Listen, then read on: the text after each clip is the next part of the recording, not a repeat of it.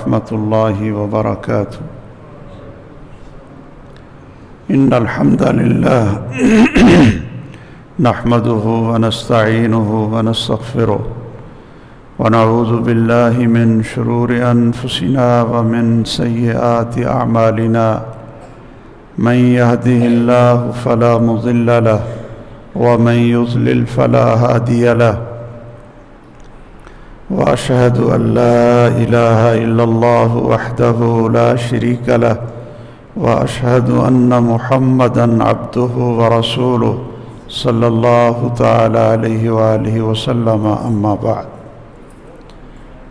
فأعوذ بالله من الشيطان الرجيم.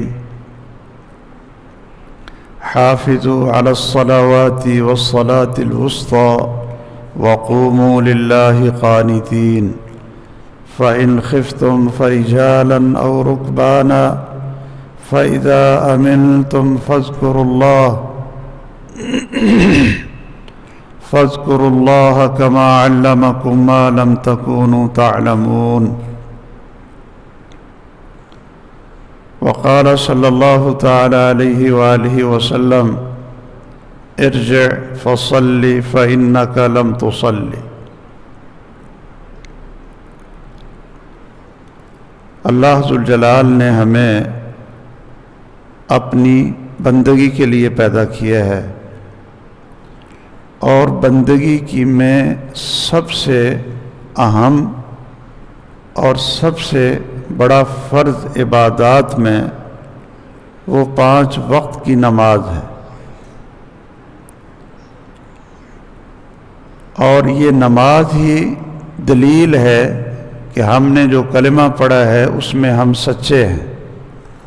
ہمارا لا الہ الا اللہ اور محمد الرسول اللہ جو ہم نے پڑھا ہے، اس میں ہم سچے ہیں. اس کی دلیل کیا ہے؟ اس کی دلیل 5 وقت کی نماز ہے.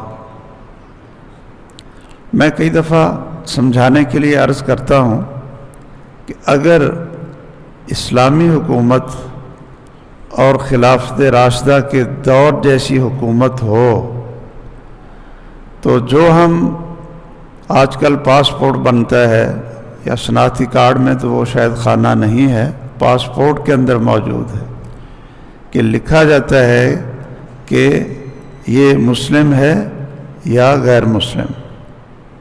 یہ پاسپورٹ پہ لکھا جاتا ہے.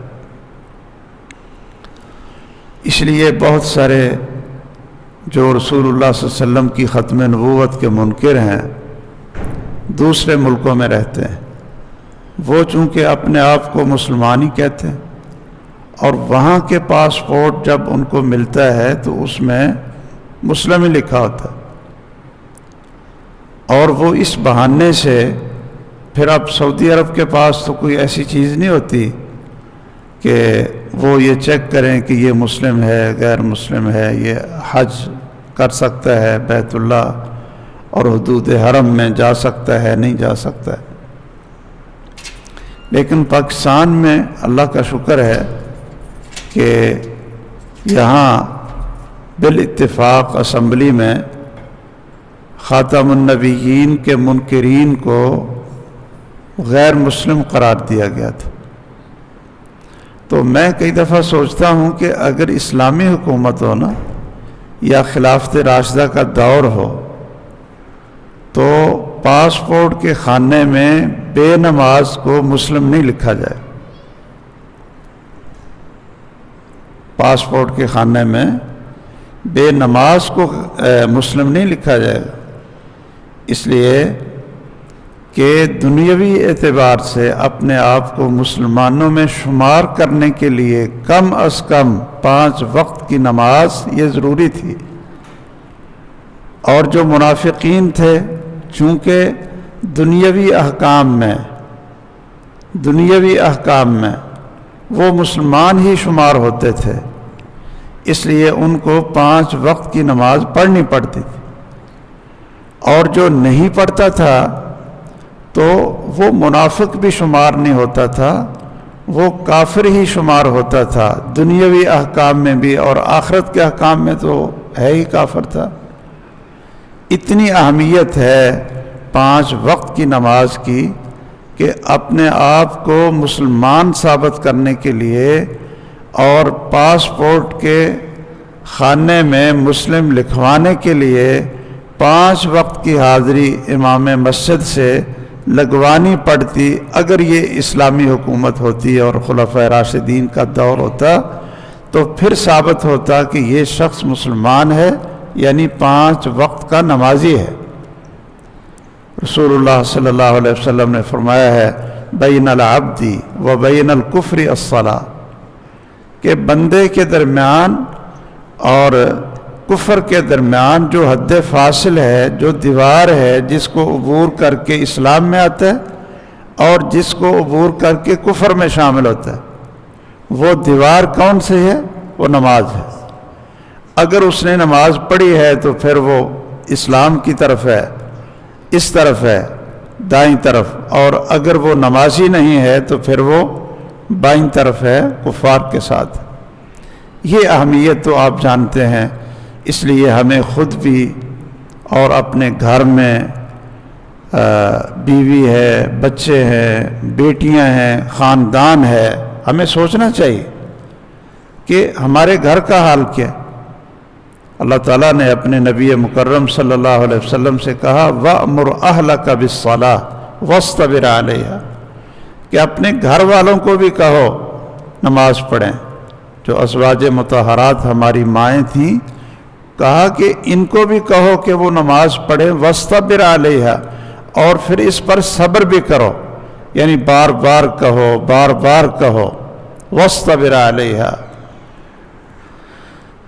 اور اسی طرح ہم دیکھیں، ہم لوگ کبھی ہم نے سوچا کہ خاندان اکٹھا ہوتا ہے، آپ کی بہن ہے، چچو ہے، تایا ہے، خالہ ہے، خاندان ہے، ایک ہی جسم ہے، ایک ہی خون ہے۔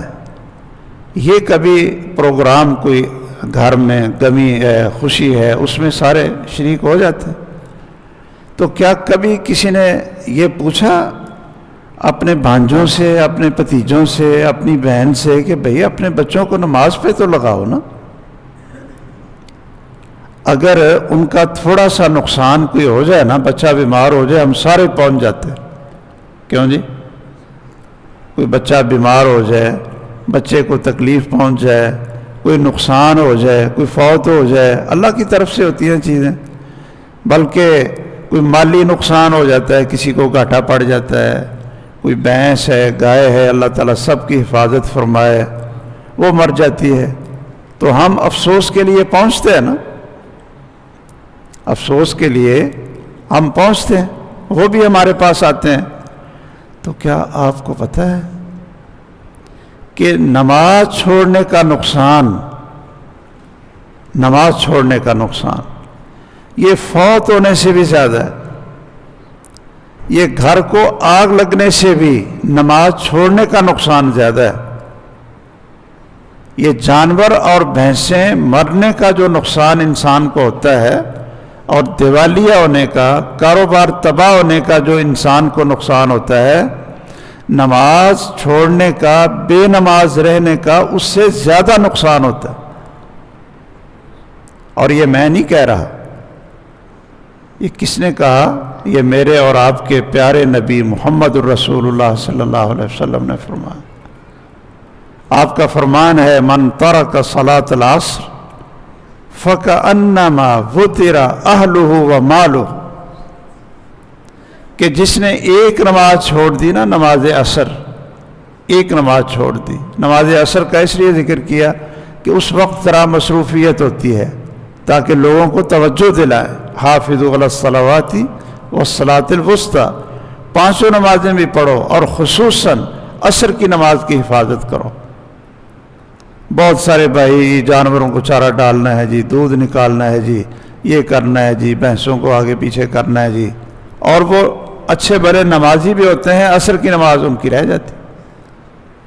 تو اس لیے آپ نے عصر کی نماز کا الگ ذکر کیا، کہا جس نے ایک دن عصر کی نماز چھوڑ دی فَكَأَنَّمَا وُطِرَ أَهْلُهُ وَمَالُهُ، اس کو اتنا نقصان ہوا ہے، اتنی بربادی اس کی ہوئی ہے کہ جیسے اس کا سارا مال بھی تباہ ہو گیا اور اس کے گھر کو بھی آگ لگ گئی اور اس کا خاندان مر گیا۔ تو اب کبھی ہمیں یہ افسوس ہوا ہے کہ ہم اپنی بہن بھائی کے پاس جائیں، کہیں گے آپ کے بچے نماز نہیں پڑھتے؟ اپنے خاندان کو کبھی ہم نے اکٹھا کیا؟ چلو مہینے 2 مہینے کے بعد جو آپ کے قریب ہیں، آپ کے بھائی ہیں، ان کی اولاد ہے، بچے ہیں، ان کا کھانا پکائیں۔ بھئی مہینے میں صلہ رحمی، اچھا سلوک کرنا، یا صرف مرن جینتے یہ آنا ہوتا ہے؟ یعنی جب تک کوئی مرے نہ تو بہن بھائی آتے ہی نہیں، یا جب تک کوئی نقصان نہ ہو تو ہم کسی کے پاس جائیں نہ؟ دین کے لیے، ان کی آخرت بچانے کے لیے، ان کو جہنم کا ایندھن بننے سے بچانے کے لیے یہ زیادہ خیر خواہی ہے، یا صرف ایک مالی نقصان ہوا ہے تو اس پر افسوس کرنا یہ زیادہ خیر خواہی؟ کیوں بھائی؟ دین کی بڑی خیر خواہی۔ ہم اپنے بچوں کے بھی اگر خیر خواہ ہے نا تو ان کو دین پر ہم زیادہ ان پر توجہ کریں۔ اگر ٹیوشن نہیں پڑھتا ہے بچہ، اسکول نہیں جاتا ہے، تو ہم اس کے پیچھے پڑ جاتے ہیں، جی ہم فیس دے رہے ہیں اور تو پیچھے رہ جائے گا، ڈاکٹر نہیں بنے گا، انجینئر نہیں بنے گا، نکما رہ جائے گا۔ والدین جا کر ماسٹروں سے پوچھتے ہیں، جی ہمارے بچے کا کیا رزلٹ ہے، کیسا جا رہا ہے، کیسا نہیں جا رہا ہے، اس کی حاضری بتاؤ۔ اور جو نماز کی حاضری، یہ نہیں پتا ہے کہ اگر ہمارا بچہ بے نماز مر گیا، یہ بد اخلاق بن گیا، یہ اللہ کا نافرمان بن گیا، اللہ کے رسول صلی اللہ علیہ وسلم کا نافرمان بن گیا، تو پھر اس کا ہمیں بھی کتنا نقصان ہے، اور ہم اپنی آنکھوں سے بیٹے کو جہنم کی آگ میں جلتے ہوئے دیکھ سکتے ہیں کہ ہم اس کی ایک ہا بھی برداشت نہیں کرتے۔ آپ کام پر بھی جائیں نا تو بچہ اگر بخار ہے اس کو تو آپ بار بار فون کر کے پوچھتے رہتے ہیں، جی بچے کا کیا حال ہے، بچے کا کیا حال ہے، بچے کا کیا حال ہے۔ آپ خیر خواہ ہیں نا، لیکن یہ تو دنیا کی زندگی ہے، گزر جائے گی۔ دیکھنا یہ ہے کہ مرنے کے بعد کیا ہوگا، دین ہے اس کے پاس یا نہیں ہے، نماز ہے اس کے پاس یا نہیں ہے۔ تو میں آج یہ گزارش کروں گا کہ آپ اپنے خاندان کو ایک دفعہ مہینے 2 مہینے میں یا سال میں، آپ نے کبھی توفیق ہوئی ہے آپ کو سال میں یا آج تک پوری زندگی میں ایک دفعہ آپ نے ایسا کیا ہو کہ رسول اللہ صلی اللہ علیہ وسلم کی یہ سنت پر عمل کیا ہو کہ آپ عید کے موقع پر سب کی دعوت کر دیں، سب کی، خاندان جتنا ہے، کہ جی اس دفعہ اس سال ہمارے پاس آپ کا کھانا ہے، آپ بچے بھی آؤ، بڑے بھی آؤ، سارے آؤ۔ اس کا ایک تو صلہ رحمی ہوگی، کوئی صلہ رحمی کا کوئی اجر ہے یا نہیں ہے؟ کیوں بھائی؟ ہے نا اجر۔ مہمان نوازی بھی ہوگی، مہمان نوازی کا بھی اجر ہے یا نہیں؟ اور سب سے بڑی بات کیا ہوگی کہ آپ سب کو پوچھیں گے کہ بہنیں ہیں، بھائی ہیں، تائے چچے، ان کی اولادیں ہیں، کہ بھائی نماز بتاؤ، آپ نماز کا کیا حال ہے، آپ کا نماز کا کیا حال ہے؟ رسول اللہ صلی اللہ علیہ وسلم کو اللہ نے جب رسول بنایا اور نبوت کا تاج آپ کے سر پہ پہنایا، تو آپ نے سب سے پہلے کہاں سے یہ دعوت شروع کی تھی؟ اپنے سارے خاندان کو بلایا نا، وَأَنذِرْ عَشِيرَتَكَ الْأَقْرَبِينَ، کہ جو سب سے زیادہ قریبی رشتہ دار ہیں تیرے، بنو ہاشم تھے نا جی، بنو ہاشم تھے، تو بنو ہاشم کو بلاؤ، بنو ہاشم کو بلاؤ، اقربین، اور ان کو اللہ سے ڈراؤ۔ پھر وَأَنذِرْ عَشِيرَتَكَ الْأَقْرَبِينَ، رسول اللہ صلی اللہ علیہ وسلم نے سب کو بلایا، اس میں ان کا چچا ابو لہب بھی تھا، تو آپ نے ان کو دعوت دی تھی دین کی، اور اپنی رسالت اور نبوت کا اقرار کرنے کی دعوت دی تھی یا نہیں دی تھی؟ اور کھانا بھی کھلایا تھا، سب کو بلایا۔ تو اس سنت پر میں اور آپ نے ایک دفعہ بھی پوری زندگی عمل کیا کیوں جی؟ یا کسی نے کیا ہو، یا کسی نے کیا ہو کہ خاندان کو آپ نے اکٹھا کیا ہو اور اپنے بھتیجے ہیں بھانجے ہیں وہ آپ کو ماموں جی چاچو جی، تو کبھی آپ نے یہ پوچھا ہو کہ بھئی ٹھیک ہے میں آپ کا ماموں جی ہوں، آپ میرے بھتیجا جی ہیں اور میرے بھانجا جی ہیں، تو بیٹا میں آپ کا خیر خواہ ہوں، تو یہ ذرا بتاؤ کہ آپ اور بھائی اور بہنیں گھر میں نماز کا کیا حال ہے؟ یہ ہمارا فرض بنتا ہے کہ نہیں؟ کنتم خیر امت اخرجت للناس، ہم امت محمد ہیں صلی اللہ علیہ وسلم، جس طرح پیغمبر کا فرض تھا لوگوں کو اچھائی کی دعوت دینا، اسی طرح ہمارا بھی فرض ہے، اس لیے کہ وہ خاتم النبیین ہے، ہمارا بھی فرض ہے کہ ہم پہلے خاندان سے تو شروع کر لیں نا۔ کوئی بھائی مجھے بتا سکتا ہے کہ جی میرا تو خاندان سارا ہی نمازی ہے، کیوں جی؟ کوئی بھائی ایسا ہے جو کہے کہ جی میری تو بھانجے بھتیجے تائے چچے ماموں پھوپھیاں ہم تو سارا خاندان نا، ہمارا کوئی بے نماز نہیں؟ انفرادی طور پہ فون کر کے کہتے ہیں، ہاں جی اجتماع نہیں، انفرادی طور پہ کہتے ہیں۔ چلو وہ بھی آپ کہتے ہوں گے، اور عام طور پر تو ہم اس کو کام ہی نہیں سمجھتے۔ ہم افسوس کرنا تو جانتے ہیں، کسی کا نقصان ہو جائے جی نہ گئے تو انہیں آخنا بھی آئے نہیں سی، اگر قیامت کے دن انہوں نے یہ کہہ دیا کہ یہ بددیانت تھے، یہ خود نماز پڑھتے تھے، ان کو نماز اچھی طرح نمازی تھے، لیکن ہمیں کبھی نہیں انہوں نے زور دے کر کہا کہ بیٹا تم بھی نماز پڑھو، بھانجے تم بھی نماز پڑھنے آیا کرو، تمہاری غیر حاضری ہوتی ہے نماز میں۔ یہ جب پوچھا گیا سب سے بڑی بددیانتی اولاد کے ساتھ، رشتہ داروں کے ساتھ، اور سب سے بڑی بدخواہی وہ کیا ہے؟ وہ دین کی ہے، کہ آپ ان کو دین نہ بتائیں، ان کو عقیدہ نہ بتائیں، ان کو نماز نہ بتائیں، یہ سب سے بڑی بدخواہی ہے۔ اس لیے علماء کے واقعات میں لکھا ہے کہ اگر کسی کی تکبیر اولیٰ رہ جاتی تو وہ 3 دن اس کے ساتھ افسوس کرتے تھے، اور اگر کسی کی جماعت سے نماز رہ جاتی تو وہ 4 دن افسوس کرتے، 7 دن افسوس کرتے تھے۔ کہ کسی کی جماعت سے نماز رہ جائے نا تو اس کے گھر پہنچتے تھے کہ انا للہ و انا الیہ راجعون۔ صرف جماعت رہنے سے، بے نماز تو کوئی بھی نہیں تھا۔ صحابہ کرام میں سے اور تابعین میں سے کتنے فیصد بے نماز تھے؟ کیوں جی؟ 1% بھی بے نماز نہیں تھے۔ وہ تھے مسلمان جن کو اللہ نے پوری دنیا میں غلبہ دیا اور پوری دنیا میں ترقیاں دی، 1% بھی بے نماز نہیں تھا۔ اور ہم، اس لیے میری یہ گزارش ہے کہ چلو ہم اپنے خاندان کو، بچوں کو کم از کم زندگی میں ایک دفعہ تو بلائیں نا۔ وہ تو اگر جماعت رہ جاتی، نہیں نماز نہیں ہے، جماعت رہ جاتی، تکبیر اولیٰ رہ جاتی، تو اس سے افسوس کرتے کہ بھئی بہت افسوس ہے، آج تو آپ کی جماعت رہ گئی ہے، انا للہ و انا الیہ راجعون۔ میرا خیال ہے کہ آج تو اگر ہم کسی کو اس وجہ سے جا کر کہیں جی انا للہ و انا الیہ راجعون، آپ کی نماز نہیں پڑھنے آئے، آپ کی نماز رہ گئی، تو وہ اس کو کیا سمجھے گا؟ اس کو کہے گا کہ بھئی تم میرا کوئی کردہ جی مارنا چاہنا ہے، تم کیا چاہتے ہو کہ کوئی نہ کوئی ماری جائے، یا مجھے مارنا چاہتے ہو، انا للہ پڑھتے ہو جیسے پتہ نہیں کوئی مر گیا ہے۔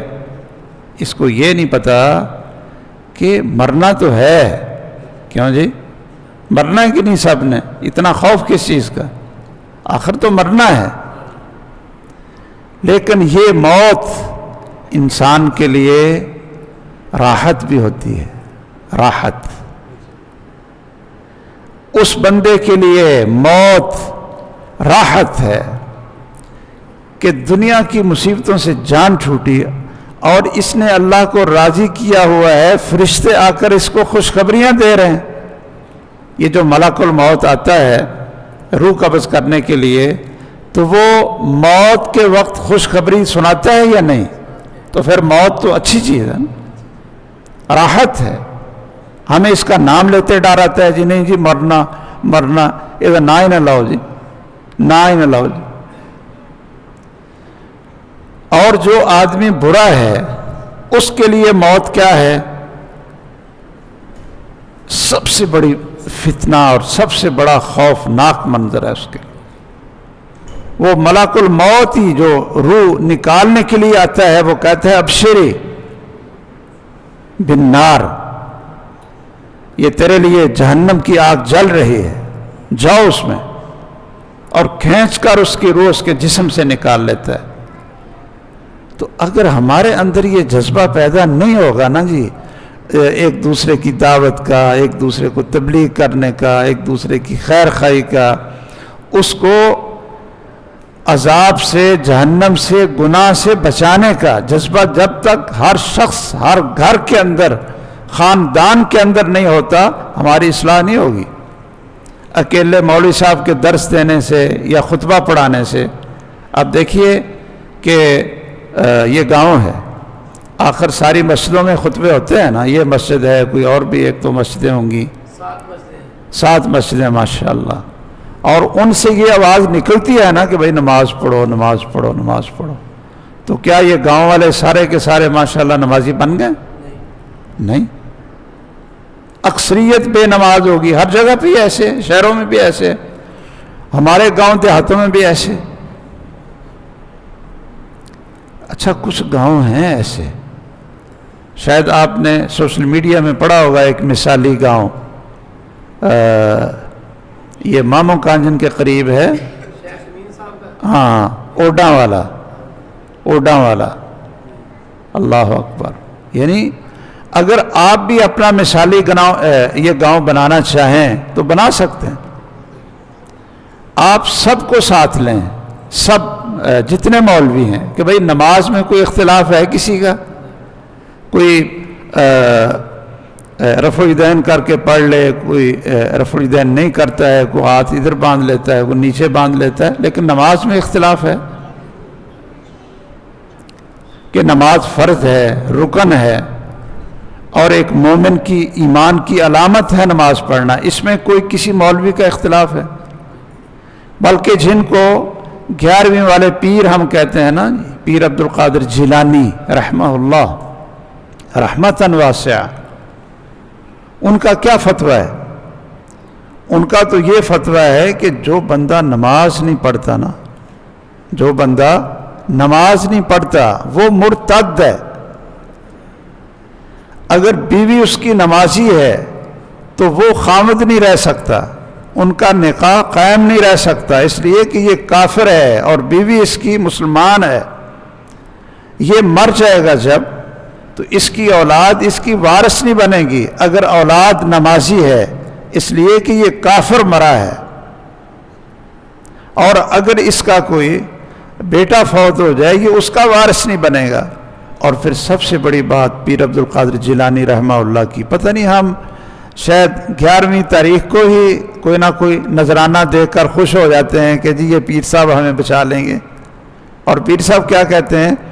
پیر صاحب کہتے ہیں کہ جو بے نماز ہے وہ اگر مر جائے تو اس کو یہودیوں کے قبرستان میں اس کو دفن کرو، عیسائیوں کے قبرستان میں دفن کرو، اس کو مسلمانوں کے قبرستان میں دفن نہ کرو۔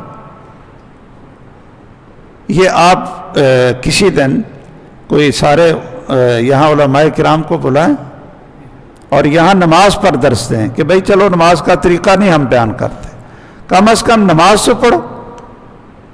وہ ایک دفعہ میں نے اپنے محلے کے سب علماء کو بلایا، کھانا شانا کھایا، اور میں نے ان سے کہا کہ آپ لوگ اکثریت آپ کی بے نماز ہے۔ ہمارے جو الحمدللہ کچھ عقیدے والے لوگ بن جاتے ہیں نا، عقیدہ صحیح ہو جاتا ہے تو الحمدللہ اکثریت نمازی بن جاتی، اکثریت نمازی ہوتی، تو آپ کی اکثریت بے نماز، تو آپ پیر عبد القادر جیلانی رحمہ اللہ کا حکم نہیں سناتے ان کو کہ بھائی آپ ہر 11ویں تاریخ کو آپ ایک فنکشن تو بنا لیتے ہیں مسجد میں، جی آج 11ویں شریف ہے 11ویں شریف ہے، تو ان کو 11ویں شریف والے کا یہ قول نہیں سناتے ہیں کہ اگر بے نماز مر گیا تو وہ مسلمانوں کے قبرستان میں دفن نہیں ہوگا اور ہم اس کی نماز جنازہ نہیں پڑھیں؟ تو وہ مجھے کہنے لگے، وہاں جو علماء کرام تھے نا، مجھے کہتے ہیں وہ آپ سب تسی دے گھروں کھاندے جے تے تاں کر کے یہ گلاں کر سکتے ہو ممبر تے درساں دے وچ، تو سانوں تے اگلے دن مسجد چوں کٹ دین، اسی کدھر جاواں؟ اور یہ پیر صاحب کی یہ بات سارے مانتے کہ انہوں نے کہا ہے، کیوں جی انہوں نے یہ کہا ہے۔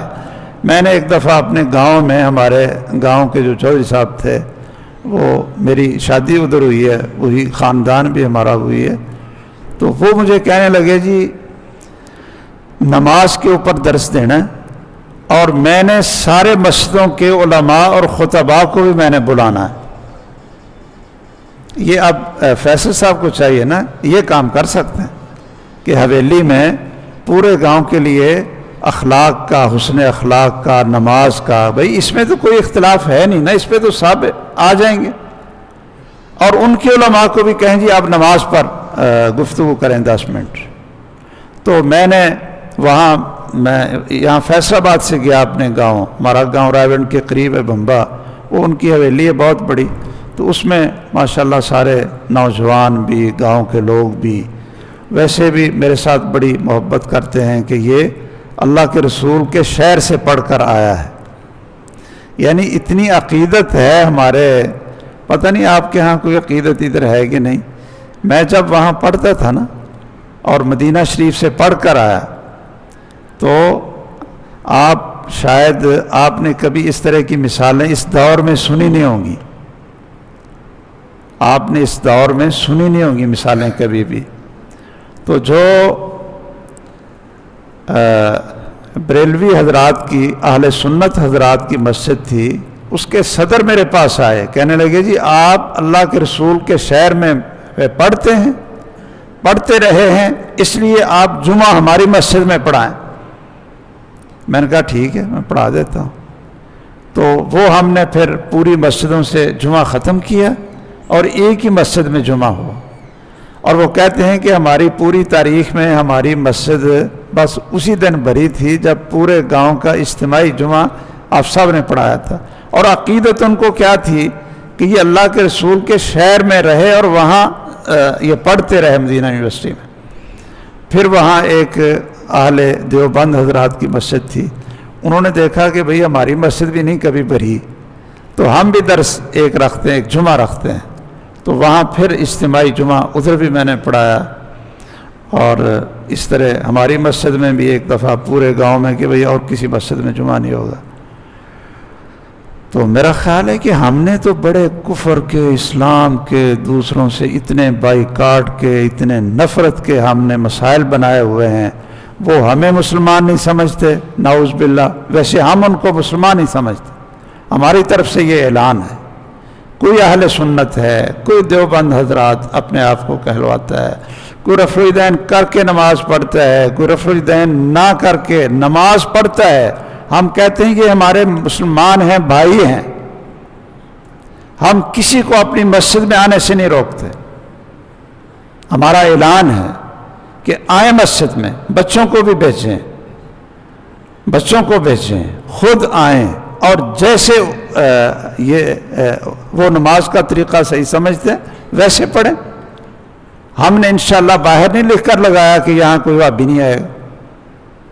یہ کئی مسجدیں، اب بھی لاہور میں ایک مسجد ہے کہ اس مسجد میں غیر مقلدین کا داخلہ ممنوع ہے۔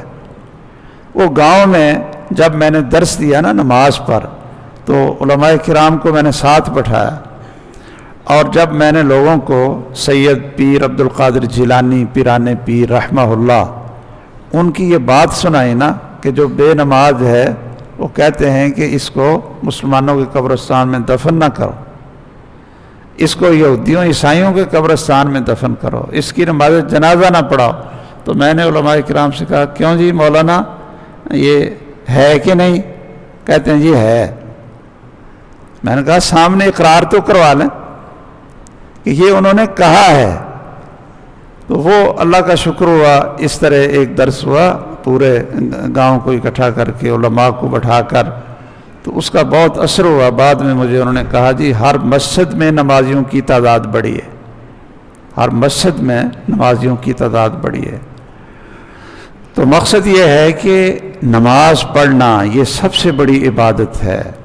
اور جو میں آج درس شروع کرتا ہوں انشاءاللہ، پھر اس کو آگے چلاتے ہیں کہ نماز جس طرح بہت بڑی عبادت ہے، اللہ کی رضا ہے، جنت الفردوس کا وارث انسان بنتا ہے جو نماز پڑھنے والا، اللہ کی حفاظت میں چلا جاتا ہے جو نماز پڑھنے والا ہے۔ تو نماز بھی دو طرح کی ہے، ایک فویل للمصلین، یہ آیت ہے جی قرآن مجید کی کہ نمازیوں کے لیے ہلاکت ہے، جو نماز پڑھتے ہیں نا ان کے لیے ویل ہے، تباہی ہے ان کے لیے۔ ایک یہ نماز، اور ایک نماز کون سی ہے؟ والذین هم علی صلواتهم یحافظون اولئک هم الوارثون الذین یرثون الفردوس هم فیہا خالدون، کہ یہ جو لوگ نماز کی پابندی کرتے ہیں یہ وارث ہیں۔ اللہ نے کہا کس چیز کے وارث ہیں بھائی؟ یہ وارث ہیں جنت الفردوس کے۔ اب ادھر نمازی جنت الفردوس کے وارث ہیں، ادھر نمازیوں کے لیے تباہی ہے، تو کیا پتہ چلا کہ نماز بھی دو طرح کی ہوتی۔ میں آج شروع کرتا ہوں کہ ہم نے وہ نماز پڑھنی ہے، وہ سیکھنی ہے، سیکھنی ہے دلائل کے ساتھ، رسول اللہ صلی اللہ علیہ وسلم کی حدیث کے حوالے دے کر وہ ہم نے سیکھنی ہے کہ وہ نماز جو جنت الفردوس کا وارث بناتی ہے، وہ نماز جو 2 رکعت پڑھ کر سلام پھیریں تو اللہ کی طرف سے اعلان ہے کہ اس کے سارے پہلے گناہ معاف کر دیے، وہ نماز 2 رکعت پڑھ کر آپ فارغ ہوں، دخل الجنہ، جنت میں داخل ہو گئے، وہ نماز جو محمد الرسول اللہ صلی اللہ علیہ وسلم اور صحابہ کرام کی نماز ہے، جو نماز نبوی ہے، اس کو سیکھنا، اس کو بیان کرنا، یہ ہم سب لوگوں کی ذمہ داری ہے۔ باقی آگے کوئی اس پر عمل کرتا ہے نہیں کرتا ہے، یا وہ اپنے طریقے پر پڑھتا ہے، تو ہم اس پر کوئی فتویٰ نہیں لگاتے، اس پر ہم کوئی فتویٰ نہیں لگاتے۔ تو آئیے، جب وضو کر لیا، کپڑے بھی صاف ناپاک نہیں ہیں، جسم بھی ناپاک نہیں ہے، یہ ساری چیزیں میں نے پیچھے بیان کر دی تھی، تو وضو کے بعد ہم نے نماز شروع کرنی۔ نماز شروع کرنے سے پہلے آپ نے یہ دیکھنا ہے کہ آپ سترے کے دیوار کے قریب ہیں یا کہیں دور ہیں۔ یہ سب سے پہلا فرض ہے اور سب سے پہلی سنت ہے کہ آپ نے یہ دیکھنا ہے کہ آپ جس جگہ پر نماز پڑھنے لگے ہیں، سنتیں ہیں، فرض ہیں، نفل ہے، تو آپ دیوار سے کتنے دور ہیں یا ستون سے کتنے دور ہیں، یہ آپ نے دیکھنا ہے۔ آپ شاید پہلی دفعہ آپ نے سنا ہوگا، کیوں؟ جب آپ نے نماز پڑھنی، وضو کیا تو یہ نہیں وضو کیا تو جہاں کھڑے ہوئے اللہ اکبر، اندر آئے تو جہاں کھڑے ہوئے اللہ اکبر، نہیں۔ کیا دیکھنا ہے کہ آپ نے کھڑے کہاں ہونا ہے۔ یہ 2 حدیثیں سنیے محمد الرسول اللہ صلی اللہ علیہ وسلم کی سنت، کیا کہ آپ جب نماز کے لیے کھڑے ہوتے تو جہاں کھڑے ہوتے تھے آپ کے درمیان اور آگے جو دیوار یا ستون یا کوئی سترہ، کوئی چیز، آپ کے اور دیوار کے درمیان فاصلہ ہوتا تھا 3 ذراع، 3 ہاتھ۔ کتنا فاصلہ ہوتا تھا؟ 3 ہاتھ۔ सलासत ज़रा, ये है ना कारी साहब, ये क्या है? सुन्नत रसूल है सल्लल्लाहु अलैहि वसल्लम। अब एक आदमी वज़ू करके आया, अल्लाह ताला कबूल फरमाए, अब वो दीवार को देखता ही नहीं, उधर ही आकर दूर खड़ा हो गया और अल्लाह अकबर कह दी, तो उसने सबसे पहले तो इस सुन्नत की मुखालफत की ना, कि रसूलुल्लाह सल्लल्लाहु अलैहि वसल्लम जहाँ खड़े होकर नमाज पढ़ते थे उसके और आगे दीवार के दरमियान कितना फासला होना चाहिए? 3 हाथ। ये कितने फुट बनता है जी? हैं? 4.5 फुट। ज़्यादा से ज़्यादा क्या बनता है? 4.5 फुट। और ये एक साफ, मेरे ख्याल ये जो पहली साफ है ये 4.5 फुट की होगी। आम सफ़ें 4 फुट की होती हैं, ये 4.5 की होगी शायद। तो आप फिर नमाज आकर कहाँ शुरू करेंगे? पहली साफ। दीवार करीब है ना, दीवार करीब है। इसको सुतरा कहते हैं। सुतरे का माना है कि जब आपने नमाज पढ़नी है, आपके सामने और आपके करीब 3 हाथ के फासले पर कोई ऐसी चीज जरूर हो कि जिसको आप सुतरा समझ रहे हैं, यानी पर्दा समझ रहे हैं। क्या समझ रहे हैं? पर्दा। सुतरे का माना क्या है? पर्दा। और जितनी अहादीस की किताबें हैं बुलूगुल मराम से लेकर, वहां बाब सुतरा, ये बाब कायम होता है या नहीं होता? ये बाब कायम होता है। और अगर पहली सफ में लोग बैठे हैं तो फिर आप कहाँ नमाज पढ़ेंगे? उनके पीछे। वो फिर आपके लिए वो सुतरा बन जाएंगे, वो आपके लिए सुतरा बन जाएंगे। अगर दूसरी सफ भी भरी हुई है, लोग बैठे हैं, नमाज पढ़ रहे हैं, कुरान पढ़ रहे हैं, बैठे हैं, तो फिर आप कहाँ नमाज पढ़ेंगे, अपना शुरू करेंगे? तीसरी में शुरू करेंगे। ये नहीं है कि सारी जगह खाली है और पीछे जाकर आप नमाज शुरू कर दें। ये रसूलुल्लाह सल्लल्लाहु अलैहि वसल्लम की, प्यारे मोहम्मद सल्लल्लाहु अलैहि वसल्लम की सुन्नत के खिलाफ है।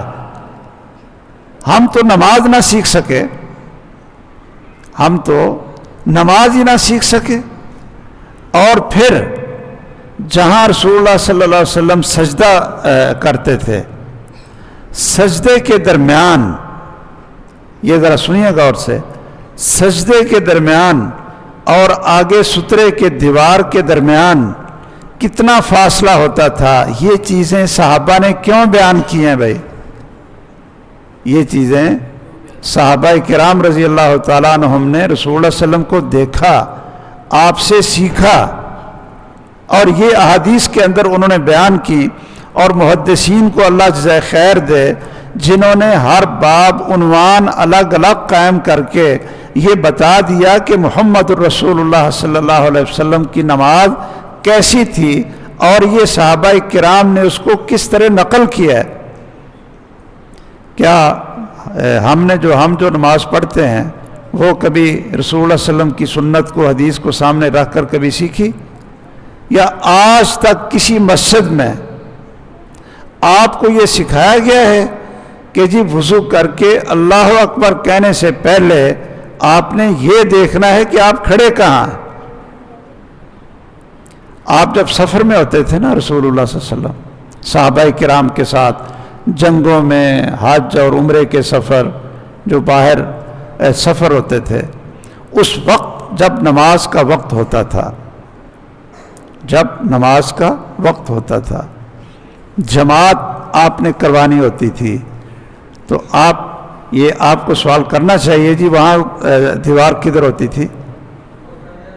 वहाँ कैसे नमाज पढ़ते थे? क्यों भाई?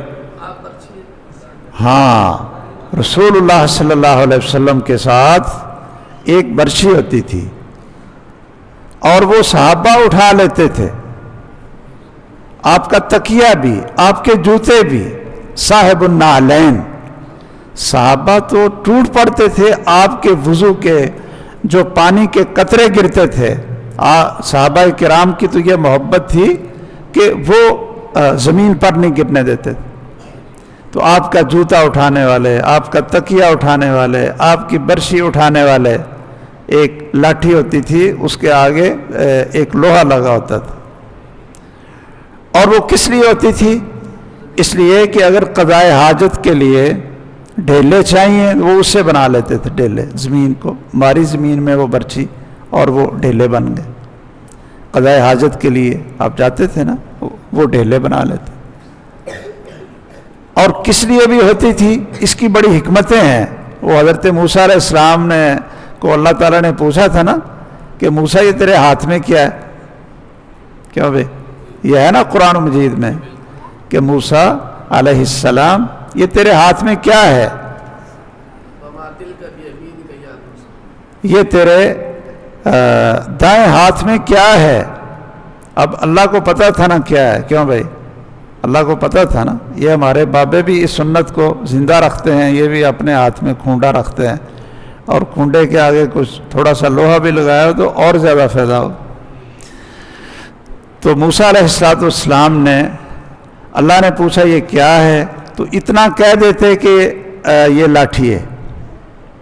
لیکن وہ نا آگے سے جس سے پیار اور محبت ہو تو اس سے نا دل چاہتا ہے کہ چھوٹی سی بھی بات ہو نا اس کو لمبی کر دیں. کیوں بھائی اس کو لمبی کر دیں. اب موسیٰ علیہ السلام کو موقع مل گیا بھی اللہ سے باتیں ہو رہی ہیں نا. اللہ نے پوچھ لیا تیرے دائیں ہاتھ میں کیا ہے. موسیٰ علیہ السلام کو موقع مل گیا. انہوں نے آگے یہ لاٹھی کے فوائد ہی شروع کر دی کہ میں اس سے کیا کرتا ہوں. اللہ نے تو نہیں پوچھا تھا. کہا ہی عصای یہ میری لاٹھی ہے. کھڑا کھڑا تھک جاتا ہوں تو میں اس سے ٹیک لگا کر تھوڑا سا آرام بھی کر لیتا ہوں. اتوکل علیہا واحش بہا علی غنمی اور اپنی بکریاں چراتا ہوں تو بکریوں کے لیے وہ پتے بھی گرا لیتا ہوں. درخت پہ مارتا ہوں پتے گرتے ہیں بکریاں چر لیتی ہیں. یہ بھی کام کرتا ہوں. ولی فیہا معارب اخرى اور اس کے اور بھی کئی مقاصد ہیں. تو رسول اللہ صلی اللہ علیہ وسلم سفر میں بھی ہوتے تھے نا جب تو نماز جب شروع ہوتی تو کیا ہوتا کہ وہ صحابی جس کے پاس آپ کی لاٹھی ہوتی تھی وہ آپ کے سامنے لا کر اس کو گاڑ دیتے. اس کو گاڑ دیتے. یہ سترہ بن جاتا. یہ کیا بن جاتا؟ یہ سترہ بن جاتا تھا. رسول اللہ صلی اللہ علیہ وسلم کی سنت سے حدیث سے پیار کریں محبت کریں. شاید ایک سنت پر عمل کرنے سے اللہ کو اتنے پسند آ جائیں کہ اللہ اس سنت رسول کی محبت کی وجہ سے ہمیں نجات عطا فرما دیں ہمیں شفاعت مل جائے. تو سب سے پہلا کام جو آپ نے نماز شروع کرنے سے پہلے کرنا ہے وہ کیا کرنا ہے کہ دیکھنا ہے کہ آپ کھڑے کہاں ہیں.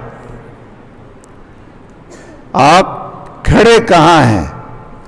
تو مجھے امید ہے کہ آپ اس سبق کو یاد رکھیں گے. یہ شاید پہلی دفعہ آپ نے سنا.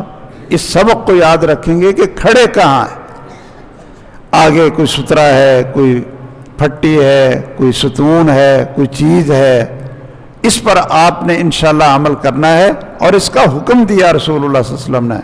فرمایا لیستتر احدکم ولو بسہم کہ تم ہر ایک کو چاہیے کہ اپنے لیے آگے پردہ اور اوڑھ بناؤ اگرچہ تیر کیوں نہ گاڑ لو. تیر گاڑ لو وہ آگے رکھ لو. اور بہت ساری احادیث ہیں وہ میں چھوڑتا ہوں. پھر آپ کھڑے ہو گئے جب جہاں کھڑا ہونا چاہیے اور پھر آپ نے نیت کرنی ہے کہ میں نے یہ کون سی سنتیں پڑھنی ہیں. بھئی آپ آئے ہیں مثلا ظہر کی نماز پڑھنے اب آپ نے سنتیں بھی پڑھنی ہیں فرض بھی پڑھنے ہیں. ٹھیک ہے نا. تو آپ کو اللہ اکبر کہنے سے پہلے یہ دل میں آپ کے پتہ ہونا چاہیے کہ میں سنتیں پڑھنے لگا ہوں یا فرض پڑھنے لگا ہوں. یہ نہیں کہ آپ کہیں جی میں نے تو گھر سے آیا تھا تو نماز کی نیت سے آیا تھا. بھئی نماز فرض بھی ہوتی ہے اور سنت بھی ہوتی ہے. فرض کو فرض کی نیت سے پڑھیں گے تو آپ کا فرض ادا ہوگا اور سنت کو سنت کی نیت سے پڑھیں گے تو آپ کی نماز ہوگی. یہ حدیث تو آپ سب کو زبانی یاد ہوگی. انما الاعمال کیوں جی انما الاعمال بالنیات کہ اعمال کا دار و مدار نیت پر ہے اور نیت کا تعلق زبان سے نہیں ہوتا. زبان سے جو بولا جاتا ہے نا اس کو قول کہتے ہیں. کیا کہتے ہیں؟ قول یا کلام کہتے ہیں. جو زبان سے ہوتی ہے وہ کیا ہوتی ہے؟ کلام. بولنا اپنی زبان میں کہہ لیں. اور یہ دیکھنا کہ تیرے دل میں کیا ہے، اس کو نیت کہتے ہیں.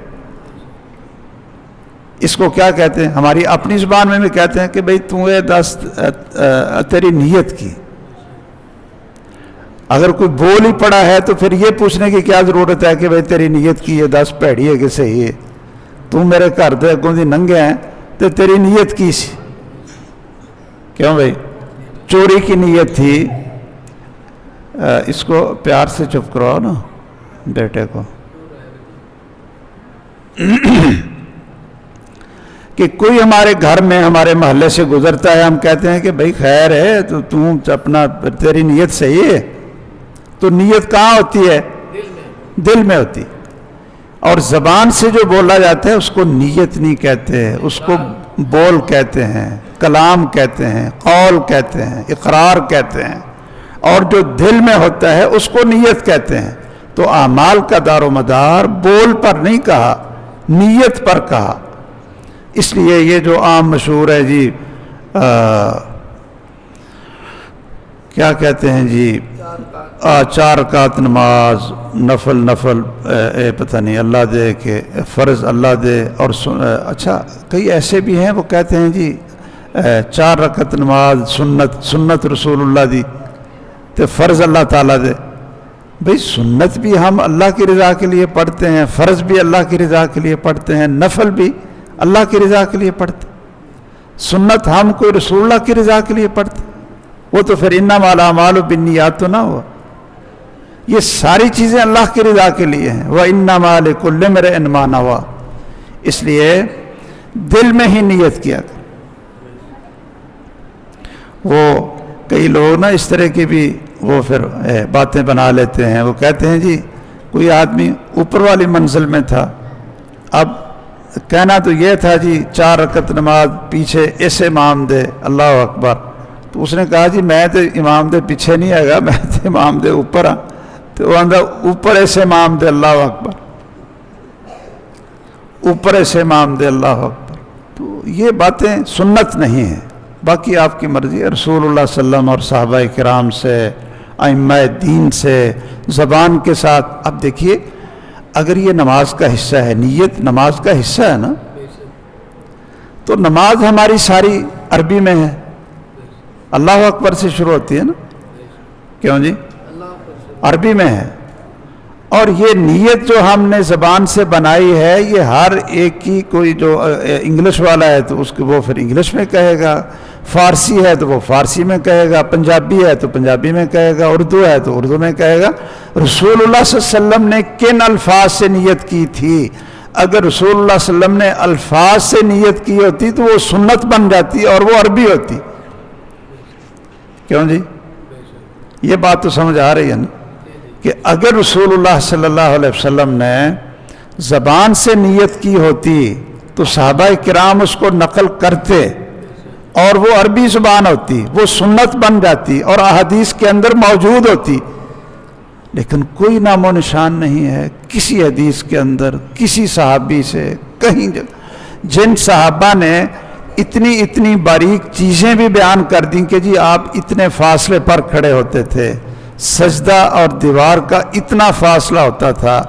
وہ اگر ہر نماز اور سنتوں میں رسول اللہ صلی اللہ علیہ وسلم زبان سے بول کر الفاظ سے نیت کرتے تھے تو کیا صحابہ کرام اتنی بڑی بات کو نقل نہ کرتے؟ تو دل میں نیت کریں کہ میں فرض پڑھنے لگا ہوں یا سنت پڑھنے لگا ہوں، اور پھر قبلے کی طرف منہ کر کے آپ ہاتھوں کو اٹھائیں. اب دیکھیے ذرا سارے بزرگ بھی، یہ بزرگوں کو اٹھاؤ کہ ہم کھڑے ہو گئے. ہاں جی دیکھیں ذرا سارے بیٹے بھی دیکھیں. تو ہم قبلے کی طرف کھڑے ہو گئے، نیت ہم نے کر لی ہے کہ فرض ہے یا ہم نے سنتیں پڑھنے لگے ہیں. دل میں خشوع اب پیدا کر لیں، دل میں خشوع کہ جیسے شاید یہ میری آخری نماز ہے، اس کے بعد مجھے نماز کا موقع نہ ملا. صلی صلاۃ مودع، ایسے نماز پڑھو جیسے تم دنیا کو الوداع کر کے چھوڑ کر جا رہا ہے، کہ شاید میری زندگی کی آخری نماز ہے۔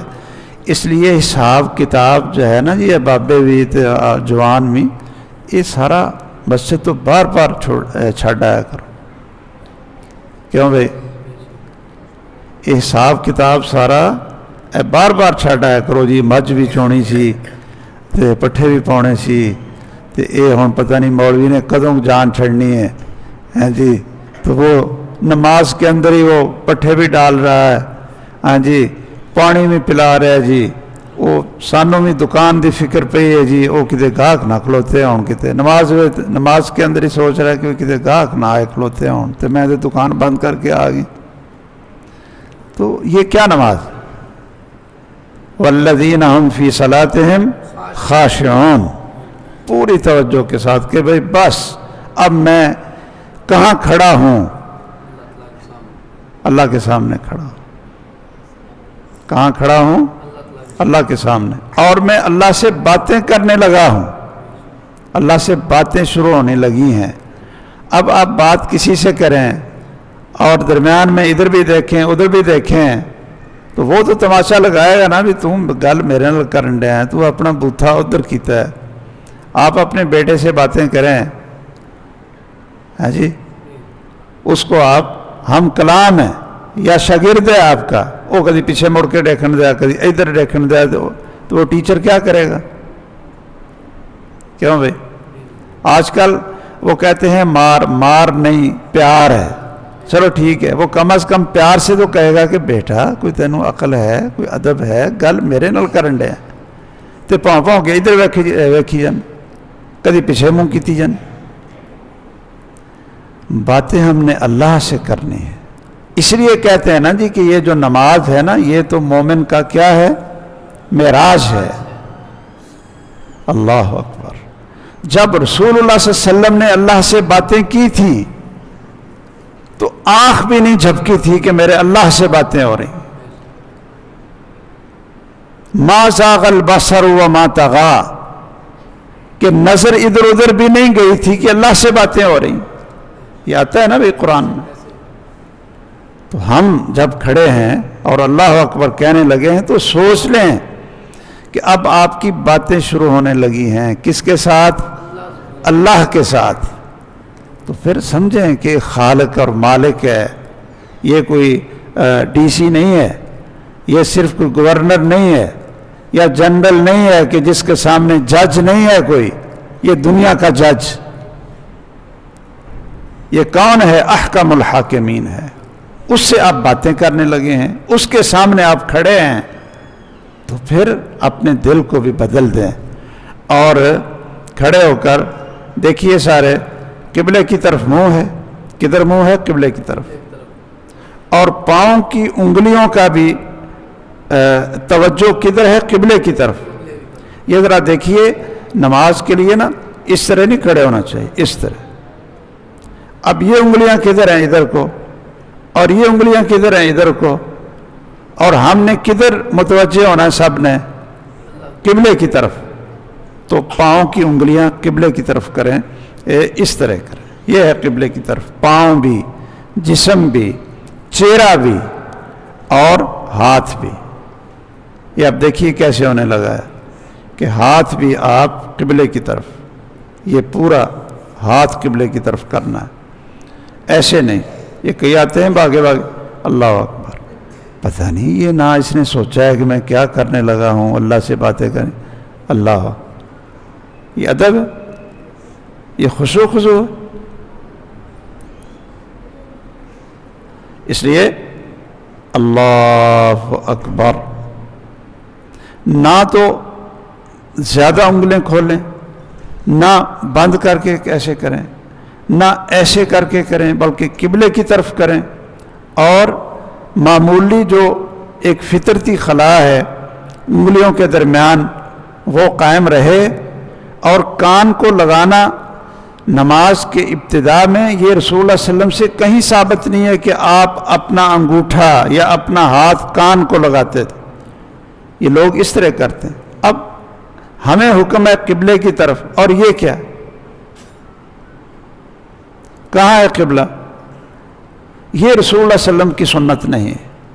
سنت یہ ہے کہ یا تو کندھوں کے برابر اپنے ہاتھوں کو قبلے کی طرف کریں، یا کانوں کے برابر تھوڑا سا اونچا کر کے، اور کیا کہیں؟ اللہ اکبر یہ کہیں، اور ساتھ دایاں ہاتھ بائیں ہاتھ کے اوپر رکھ لیں، دایاں ہاتھ بائیں ہاتھ کے اوپر رکھ لیں، نظر کو جھکا لیں، سر کو جھکا لیں، طاعتا راسہ ہو، آپ سر کو جھکا لیتے تھے جی، جسم کو ڈھیلا چھوڑیں خشوع خضوع کے ساتھ کہ میں اللہ کے سامنے کھڑا ہوں، مجھے اللہ دیکھ رہا ہے، میرے سامنے اللہ ہے، اللہ مجھے دیکھ رہا ہے۔ یہ ہے اللہ اکبر، اللہ سب سے بڑا ہے۔ کتنا خوبصورت جملہ ہے نماز کو شروع کرتے ہوئے، کیوں جی؟ نماز کو شروع کرتے ہوئے کیا؟ اللہ اکبر، اللہ تو سب سے بڑا ہے، میری دکان سے، میری بھینسوں سے، کاروبار سے، میرے گھر سے، جتنا بھی کوئی بڑے سے بڑا کام ہو، اللہ سب سے بڑا ہے، سب سے عظمت والا ہے۔ میری ڈیوٹی سے، میرے کھانے سے، ہر چیز سے اللہ سب سے عظیم ہے، اللہ تو سب سے بڑا ہے۔ یہ اقرار کر کے پاک صاف ہو کر، باوضو ہو کر تیرے سامنے کھڑا ہوں، اور مانگنے کے لیے زبان سے، دل سے اللہ اکبر، اور پھر دایاں ہاتھ بائیں ہاتھ کے اوپر۔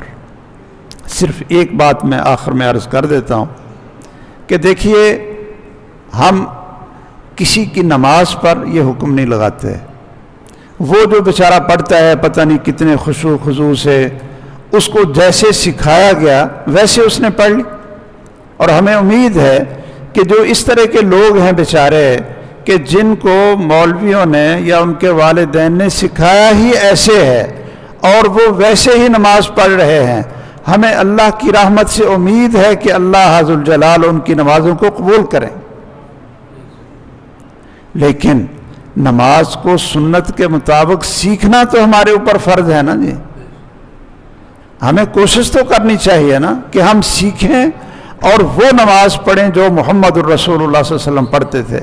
اس لیے آپ نے لوگوں کو دیکھا کہ کچھ لوگ زیادہ نیچے ہاتھ لے جاتے ہیں، کچھ لوگ درمیان میں رکھ لیتے ہیں، اور کچھ لوگ سینے پر رکھ لیتے ہیں۔ اب ہم نے لوگوں کو نہیں دیکھنا، ہم نے کیا دیکھنا ہے کہ محمد الرسول اللہ صلی اللہ علیہ وسلم وہی ہمارے مقتدا ہیں، ہمارے رسول اللہ ہیں، وہی خاتم النبیین ہیں، ان کی اتباع اور سنت ہی ہمارے لیے ذریعہ نجات ہے۔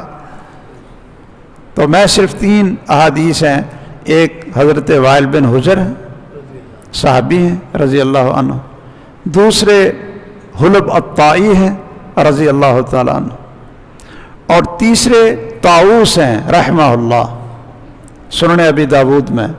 یہ آپ نے اگر یہ کوئی پوچھے کہ بھئی دلیل دو، تو آپ وائل بن حجر کی روایت صحیح ابن خزیمہ میں، حلب الطائی کی روایت مسند امام احمد میں ہے، یہ احادیث کی کتابوں کے نام لے رہا، اور طاؤوس رحمہ اللہ کی روایت یہ سنن ابی داود میں ہے۔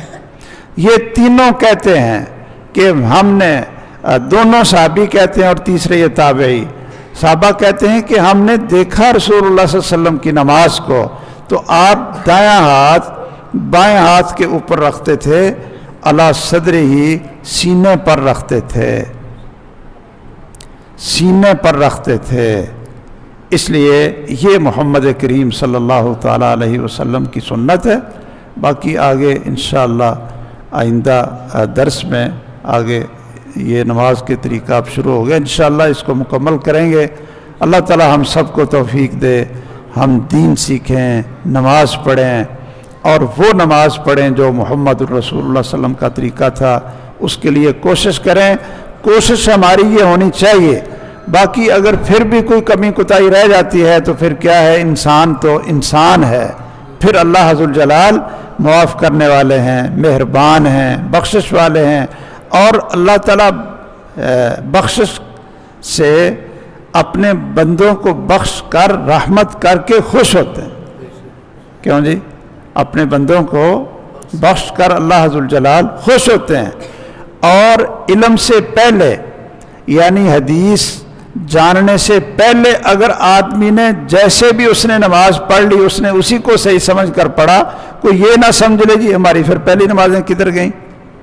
پہلی نمازیں انشاءاللہ جو ہمارا عقیدہ اور دعوت ہے، پہلی نمازیں بھی اللہ کے ہاں آپ کی مقبول ہیں اور صحیح ہیں. اللہ تعالیٰ آپ کو جنت الفردوس کا وارث بنائے. لیکن جب پتہ چل جائے کہ یہ سنت ہے، یہ حدیث ہے، یہ دلیل ہے، تو پھر ہماری ذمہ داری بنتی ہے کہ ہم اس کے مطابق اپنی نماز کو، اپنی زندگی کو، اپنے عمل کو بنانے کی کوشش کریں. اللہ تعالیٰ مجھے بھی اور سب کو عمل کی توفیق دے. آمین. وآخر دعوانا ان الحمدللہ رب العالمین. بھائی کی بھابی وہ ڈپریشن کی شکار ہے، کہتے میرے لیے دعا کرنا. اچھا کون ہے؟ بھائی ایسا نہیں میرے خیال. اچھا ان کی بھابی ہے. اچھا ڈپریشن میں کافی کچھ بیماروں کے بارے میں کہہ رہے ہیں. بھائی آصف صاحب کی بھابی ہیں، اس طرح اور جو بھی بیمار ہیں سب کے لیے دعا کر دیں، اللہ سب کو شفا دے. اللہم ربنا لک الحمد حمدا کثیرا طیبا مبارکا فیہ. اللہم ربنا لک الحمد کما تحب وترضى. اللہم صلی علی محمد وعلی آل محمد کما صلیت علی ابراہیم وعلی آل ابراہیم انک حمید مجید. اللہم بارک علی محمد وعلی آل محمد کما بارکت علی ابراہیم وعلی آل ابراہیم انک حمید مجید. ربنا آتنا فی الدنیا حسنہ وفی الآخرۃ حسنہ وقنا عذاب النار. اللہم انک عفو تحب العفو فاعف عنا. اللہم وفقنا لما تحب وترضى. اللہم وفقنا لما تحب وترضى. اللہم انفعنا بما علمتنا وعلمنا ما ينفعنا وزدنا علما ينفعنا. اللہم زدنا علما ينفعنا. اللہم ارنا الحق حقا وارزقنا اتباعه وارنا الباطل باطلا وارزقنا اجتنابه. اللہم اشف مرضانا ومرضى المسلمین واشف انت الشافی لا شفاء الا شفاؤک شفاء لا یغادر سقما. اے اللہ ہم سب کو اور پوری امت مسلمہ کو، سارے گاؤں کو، بڑوں کو، چھوٹوں کو، اے اللہ سب کو پکا نمازی بنا، اور ہم سب کو توفیق عطا فرما کہ ہم تیرے پیارے نبی مکرم صلی اللہ تعالیٰ علیہ وسلم کی سنت کے مطابق، حدیث کے مطابق نماز کو ادا کریں، اور ہماری غلطیاں، کمیاں، کوتاہیاں اے اللہ معاف فرما دے. اے اللہ اس ملک میں سلامتی اور امن قائم فرما، اس ملک کو دشمنوں کی سازشوں سے محفوظ فرما، پوری امت مسلمہ کی مدد فرما. اے اللہ اہل پاکستان میں امن اور سلامتی قائم فرما، اور دشمنوں کی سازشوں کو نیست و نابود فرما. اے اللہ بیماروں کو شفا عطا فرما. اے اللہ جتنے بیمار ہیں تیرے بندے ہیں، اللہ سب کو شفائے کاملہ عاجلہ عطا فرما. اے اللہ ہمارے استاد جی، میرے استاد جی، میں نے جن سے 6-7 سال پڑھا، محترم حافظ عبدالسلام صاحب بھٹوی رحمہ اللہ رحمتاً واسعہ، اللہ ان کی قبر کو جنت کا باغ بنا. اللہ ان کی بخشش فرما. اے اللہ ان پہ رحمت فرما. اے اللہ بڑے عظیم شیخ الحدیث بھی تھے اور مفسر بھی تھے، اور ہم نے ان سے بہت سیکھا. میں ان کی وفات سے 2 دن پہلے کہہ رہا تھا کہ میرے سب اساتذہ وہ فوت ہو گئے ہیں سوائے ایک کے، اور وہ حافظ عبدالسلام صاحب بھٹوی رحمہ اللہ ہیں. اس وقت میں نے حافظہ اللہ کہا، 2 دن کے بعد خبر آ گئی کہ وہ اللہ کو پیارے ہو گئے. اللہ ان کے درجے بلند فرما، بیماروں کو شفا عطا فرما. جو بھی اسلام کی حالت میں تیرے پاس پہنچے اللہ سب کی بخشش فرما. ربنا تقبل منا انک انت السمیع العلیم وتب علینا انک انت التواب الرحیم. وصلی اللہ علی سیدنا و مولانا محمد وعلی آلہ واصحابہ اجمعین برحمتک یا ارحم الراحمین. سبحانک اللہم و بحمدک.